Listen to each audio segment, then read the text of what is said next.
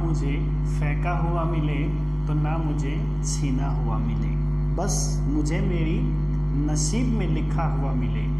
ना मिले तो भी कोई गम नहीं, ना मिले तो भी कोई गम नहीं, बस मुझे मेरी मेहनत का किया हुआ मिले। तो प्यारे बच्चों, मेहनत करते रहिए, आगे बढ़ते रहिए, एक दिन आपको सफलता जरूर मिलेगी।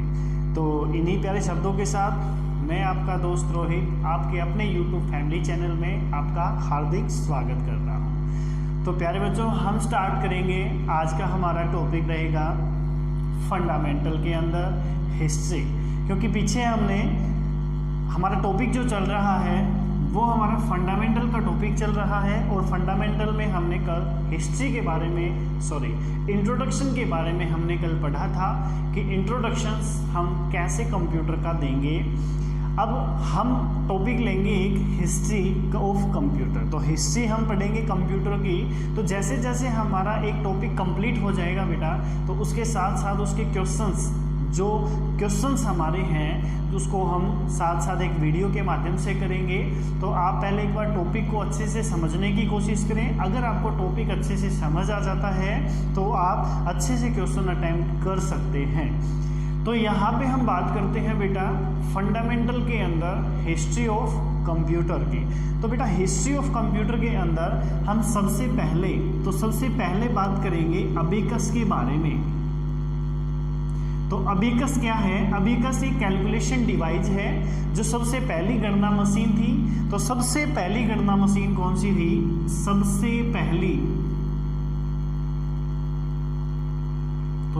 पहली गणना मशीन है।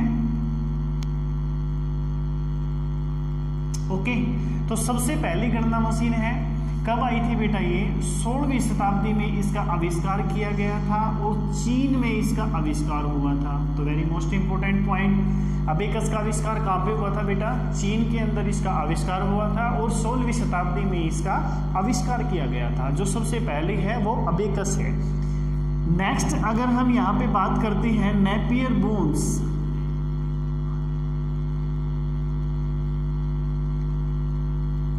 सेकंड जो हमारे पास मशीन है वो कंप्यूटर की कौन सी रहेगी बेटा? Napier bones. तो नेपियर बोन्स जो है बेटा, नेपियर बोन्स की जो आविष्कार हुआ था वो कब हुआ था? 1917 के अंदर। तो नेपियर बोन्स का जो आविष्कार हुआ वो कब हुआ? हमारा 1917 में नेपियर बोन्स का आविष्कार हुआ। और किसने इसका आविष्कार किया? इसका आविष्कार बेटा किया था जोन्स नेपियर ने। ओके, तो जोन्स नेपियर है हमारे, वो साइंटिस्ट हैं जिन्होंने नेपियर बोन्स का एक आविष्कार किया। और कब किया था मशीन का? 1917 के अंदर इसका आविष्कार हुआ था। तो गणना मशीन के अंदर नेपियर बोन्स जो मशीन है वो क्या काम करती है? वो मल्टीप्लिकेशन, तो मल्टीप्लाई का काम करेगी। ठीक है, मल्टीप्लाई का काम कौन सी मशीन करेगी? हमारी नेपियर बोन्स। थर्ड नंबर की हम बात कर लेते हैं। थर्ड नंबर के अंदर जो आता है हमारे पास पास्कल।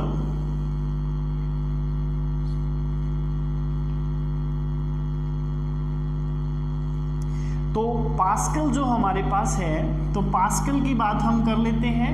पास्कल जो हमारे पास आएगा, तो पास्कल एक मशीन है। तो पास्कल का जो आविष्कार हुआ है बेटा वो हमारा कब हुआ है? 1642 के अंदर। तो पास्कल का जो आविष्कार हुआ वो कब हुआ? हमारे पास 1642 के अंदर इसका आविष्कार हुआ था। और इसके अंदर जो ब्लेज पास्कल हैं,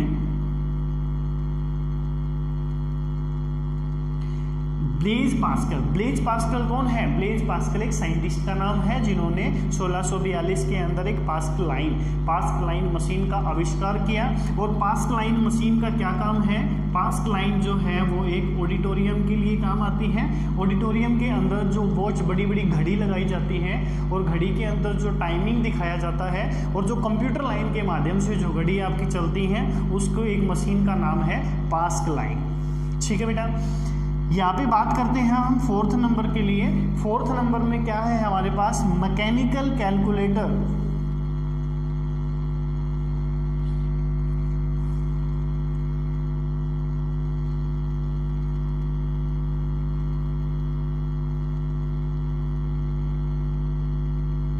इसके बाद हम यहाँ पे बात करेंगे मैकेनिकल कैलकुलेटर। तो मैकेनिकल कैलकुलेटर जो है हमारा, वो कब इसका आविष्कार हुआ बेटा?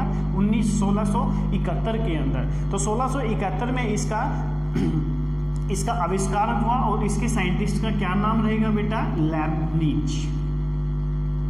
लेibniz जो है वो इसके साइंटिस्ट का नाम रहेगा। तो 1671 के अंदर मैकेनिकल कैलकुलेटर का आविष्कार हुआ। अब मैकेनिकल कैलकुलेटर का कैसे काम करता है? कंप्यूटराइज। जैसे हम गाड़ी चलाते हैं, बाइक चलाते हैं, उसके अंदर जो हमारे पास गाड़ी और बाइक चलाएंगे उसके अंदर जो स्पीड ऑफ मीटर हमारे पास, स्पीड ऑफ मीटर जो आता है उसको जो स्पीड मापने के लिए जो काम आएगा उसी के अंदर यूज होता है हमारा क्या? Mechanical calculator. ठीक है बेटा, तो एक बार इसको अच्छे से नोट कर लें, चाहे इसका स्क्रीनशॉट ले लें आप या फिर कॉपी में आप अच्छे से नोट कर लें। तो मैं आपको 1 मिनट का टाइमिंग यहाँ पे आपको दे देता हूँ।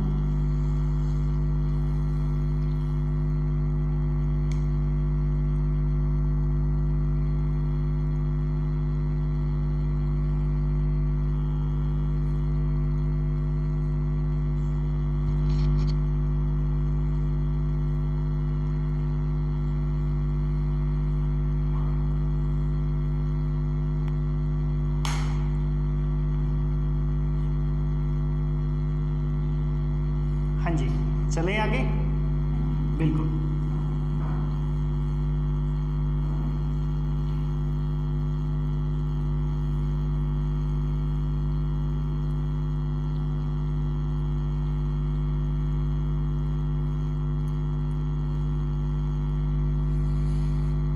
इसके बाद हम यहाँ पे 5 नंबर पे बात करेंगे डिफेंस इंजन।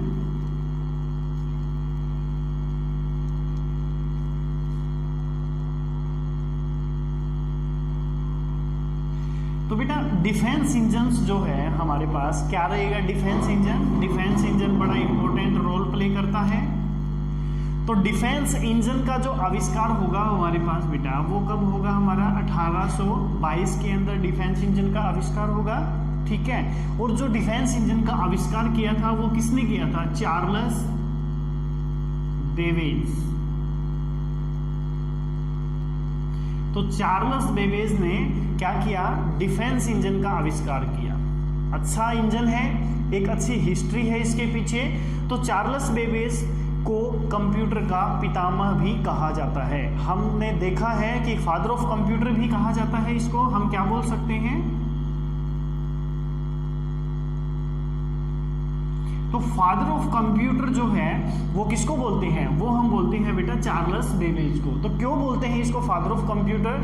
क्योंकि इसने एक कैलकुलेशन डिवाइस का आविष्कार किया, जो डिफेंस इंजन का आविष्कार किया, जिन्होंने एक कैलकुलेशन डिवाइस का आविष्कार किया, डिफेंस इंजन का आविष्कार किया। इसने एक डिफेंस इंजन के आविष्कार के टाइम पर 10 साल की कड़ी मेहनत के साथ इन्होंने क्या किया है?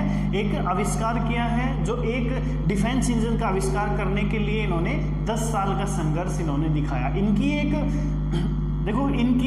स्टूडेंट होती थी जिसको क्या नाम देते थे? जिसका नाम था डोज। तो डोज ने और चार्ल्स ने दोनों ने मिलकर मेहनत की तो इन्होंने 1822 के अंदर एक आविष्कार किया defence engine. But defence engine का आविष्कार होते ही चार्ल्स बेबेज को फादर ऑफ कंप्यूटर का दर्जा दिया गया। बट फिर चार्ल्स बेबेज ने सोचा कि भाई मेहनत तो डोज ने भी कर रखी है, तो इसका भी एक इतिहास कैसे हम रखें। तो इसके इतिहास के लिए इन्होंने एक सॉफ्टवेयर का यूज किया जिसका नाम है MS डोज, जो अपने शिष्य के नाम पे रखा गया। MS का मतलब माइक्रोसॉफ्ट और वो डोज का मतलब क्या होता है? डिस्क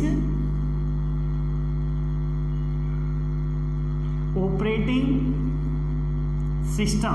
जो डिस्क ऑपरेटिंग सिस्टम है जो सिंगल यूजर पे काम होता है। तो आज से 10 साल पहले डोज एक सॉफ्टवेयर होता था, डोज पे वर्किंग होती थी। और आज के टाइम पे डोज एक विंडो प्रोग्राम था जो एक टाइम पे एक ही यूजर वर्किंग कर सकता था, बट आज के टाइम पे मल्टी यूजर्स आए हैं, तो इसीलिए डोज आजकल यूज नहीं होता। तो ये चार्ल्स बेबेज की हिस्ट्री थी कि डिफेंस इंजन का आविष्कार किसने किया? चार्ल्स बेबेज ने किया। 1822 की क्रांति में इन्होंने, चार्ल्स बेबेज ने डिफेंस इंजन का आविष्कार किया। बट फादर ऑफ कंप्यूटर भी चार्ल्स बेबेज को कहा जाता है। उसका रीजन यही था कि भी चार्ल्स बेबेज और डोज ने मिलकर एक डिफेंस इंजन का आविष्कार किया, बट इसका नाम चार्ल्स बेबेज का चल गया। चार्ल्स बेबेज का नाम चला तो डोज के नाम से क्या किया इन्होंने? एक सॉफ्टवेयर लॉन्च किया जिसको हम विंडो के नाम से पहचानते हैं। जो डोज विंडो आती थी पहले, जो एक टाइम पे सिर्फ एक ही वर्किंग कर सकता था, जिसका फुल फॉर्म भी हम बता दिया हमने आपको, डिस्क ऑपरेटिंग सिस्टम के नाम से हम उसको जान सकते हैं। तो इसको आप एक बार अच्छे से नोट कर लें बेटा।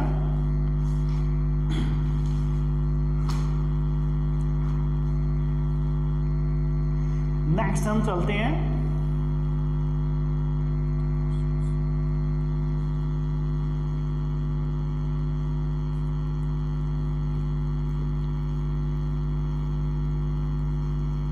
सिक्स नंबर की। अगर हम यहाँ पे बात करते हैं, 6 नंबर में बात आती है बेटा हमारी एनालिटिकल इंजन।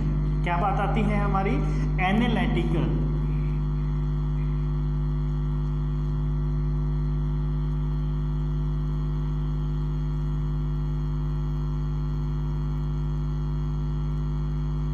तो एनालिटिकल इंजन जो है वो भी हमारे पास एक गणना मशीन है। इसका आविष्कार कब हुआ था बेटा? 1880 के अंदर। 1880 में इसका आविष्कार किया गया। और इसका आविष्कार किसने किया था? हर्मन। इसका आविष्कार किसने किया था बेटा? Herman Hollerith. एक हर्मन होलेरिथ नाम से साइंटिस्ट थे जिन्होंने क्या किया था बेटा? एनालिटिकल इंजन का आविष्कार किया था। तो जब कब किया था ये 1880 के अंदर इसका आविष्कार कब? 1880 में इसका आविष्कार हुआ था। एनालिटिकल इंजन का सबसे ज़्यादा उपयोग कब हुआ था? तो ध्यान से देखना, 1880 यानी कि 1890 के अंदर जब जनगणना हुई थी, जब 1890 की जो जनगणना है उसके अंदर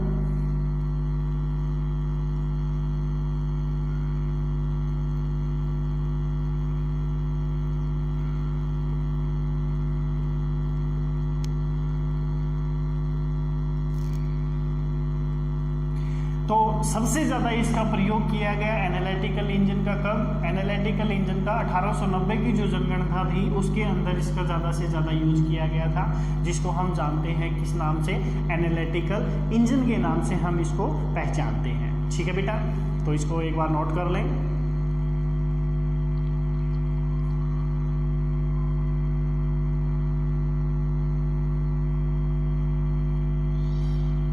हाँ जी, तो इसके बाद हम नेक्स्ट चलते हैं।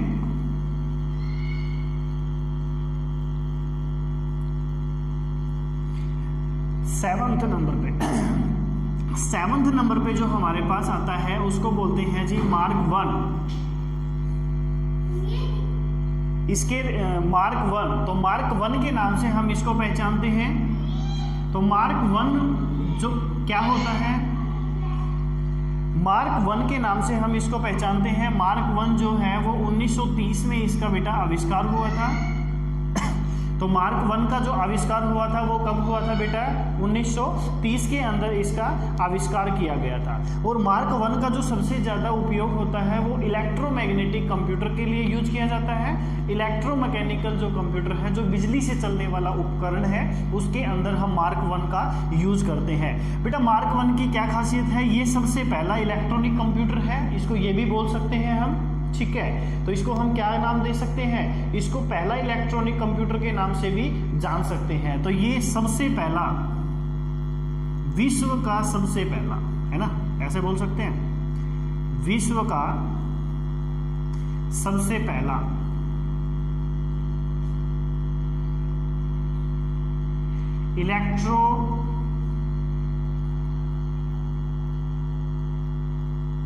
Mechanical computer, electromagnetic mechanical computer बोल सकते हैं, सॉरी हाँ, तो इलेक्ट्रोमैकेनिकल कंप्यूटर है, विश्व का सबसे पहला इलेक्ट्रोमैकेनिकल कंप्यूटर है बेटा कौन, मार्क 1। तो मार्क 1 कब आविष्कार हुआ था इसका, 1930 के अंदर इसका जो है वो आविष्कार हुआ था। ठीक है बेटा, तो इसको अच्छे से एक बार नोट कर लें। तो मार्क 1 का जो आविष्कार हुआ है हमारा वो कब हुआ, वो हमारा 1930 में हुआ है।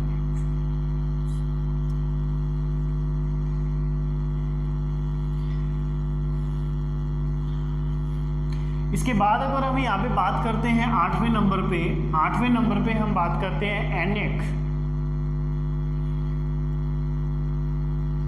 तो एनिक भी क्या है, एनिक भी पहली कंप्यूटर डिवाइस है। एनिक भी क्या है, एनिक भी हम यहाँ पे इसकी आगे जाके इसके बाद हम यहाँ पे पढ़ेंगे, जनरेशन पढ़ेंगे। तो पहली जो जनरेशन है, फर्स्ट जनरेशन जो है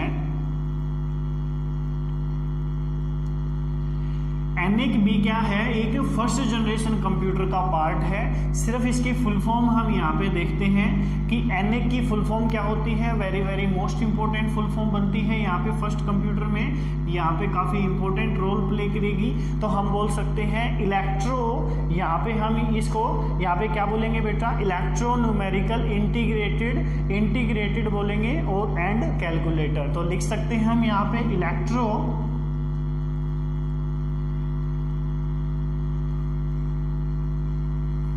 इलेक्ट्रॉनिक न्यूमेरिकल इंटीग्रेटर। ठीक है बेटा, तो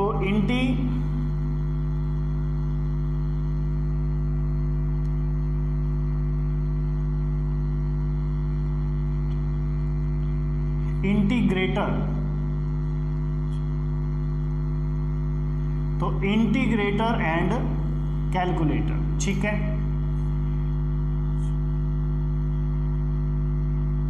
तो इसको ये बोलते हैं। तो very most important role play करेगी आपका। तो electronics numerical integrator and calculator, तो ये फर्स्ट जनरेशन का एक उदाहरण बोल सकते हैं। जो पहली जनरेशन के अंदर जो कंप्यूटर होते थे हमारे वैक्यूम ट्यूब नाम से, उसके अंदर किसका यूज किया जाता, एनिक का यूज किया जाता था। अब इसको हम बोल सकते हैं कि ये जो है वो कब इसका आविष्कार हुआ था, 1964 के अंदर हम यहाँ पे बोल सकते हैं कि इसका आविष्कार कब हुआ था बेटा, 1964 के अंदर बोल सकते हैं। और इसकी वो क्या बोलेंगे, ये एक डिजिटल कंप्यूटर भी है। क्या बोलेंगे इसको, ये है एक डिजिटल कंप्यूटर के नाम से भी इसको जाना जाता है। तो एनिक फर्स्ट जनरेशन का उदाहरण है। ठीक है, जो फर्स्ट जनरेशन में वैक्यूम ट्यूब यूज होते थे उसके अंदर एक एनिक नाम से भी कंप्यूटर यूज होता था। एनिक हमारा क्या होता है, वो क्या बोल सकते हैं full form, electronic numerical integrator and calculator के नाम से हम इसको जान सकते हैं। ठीक है बेटा, इसको अच्छे से नोट कर लें। हो गया हमारे पास।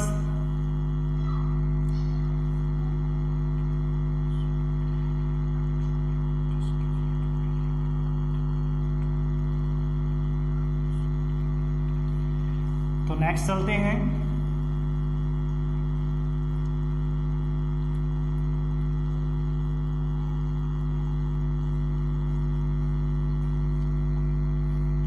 तो जो 9वें नंबर पे हमारे पास कंप्यूटर आएगा एडिक।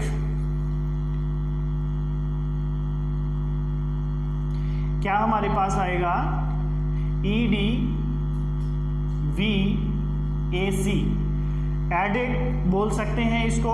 एडिक का मतलब क्या है, electronics discrete variable automatic computer. तो लिख सकते हैं हम, full form very most important है।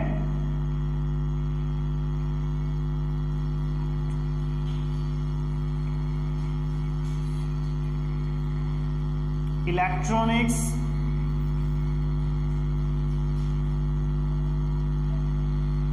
Discrete automatic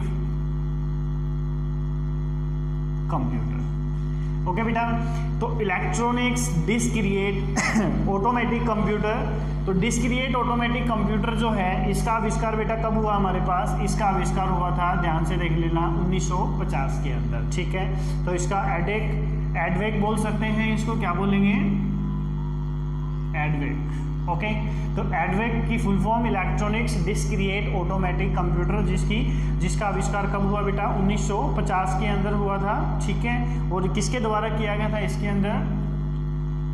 von. ठीक है बेटा, तो एक इसका क्या था, एक वॉन न्यूमैन नाम का साइंटिस्ट था जिन्होंने क्या किया, 1950 में एडेक नाम का एक कंप्यूटर लॉन्च किया। ओके बेटा, तो इसको अच्छे से एक बार नोट कर लें। अब इसके बाद यहाँ पे हम 10 नंबर पे एक बार देख लेते हैं। 10 नंबर पे क्या आता है? यूनिक। तो यूनिवर्सल ऑटोमेटिक कंप्यूटर। ओके बेटा, तो यहाँ पे इसकी फुल फॉर्म भी जरूर देखें।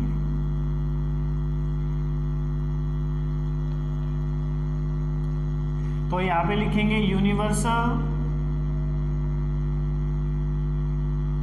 ऑटोमेटिक। तो क्या देखेंगे हम यहाँ पे? यूनिक। तो यूनिक क्या है? ये भी हमारे पास फर्स्ट जनरेशन का पार्ट है।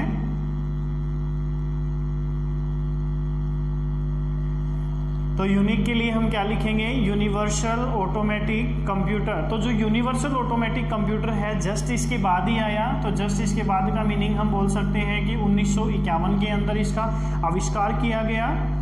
तो 1951 के अंदर इसका आविष्कार किया गया। तो सेम एज इट इज जो जिन्होंने वॉन न्यूएक जो थे साइंटिस्ट हमारे, उन्होंने ही क्या किया?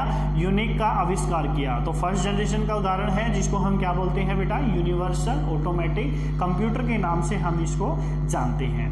तो ये हमने बेटा आज के डिस्टेंस, आज के हमारे टॉपिक के हिसाब से 10 टॉपिक हमने एक हिस्ट्री ऑफ कंप्यूटर के किए हैं। तो इनको एक बार अच्छे से आप रीड कर सकते हैं, आप अच्छे से पढ़ सकते हैं। और वही मैं बात दोबारा से आपके सामने रिपीट कर रहा हूँ, वही बात कि ज़्यादा से ज़्यादा चैनल को आप शेयर करें, ताकि हर जो बच्चा जो दिल्ली पुलिस या अदर एग्जाम्स की तैयारी कर रहा है और उसके सामने जो 10 नंबर के कंप्यूटर जो है वो अच्छे से उसके सारे के सारे टॉपिक क्लियर हो सके। ठीक है बेटा, तो थैंक यू वेरी मच।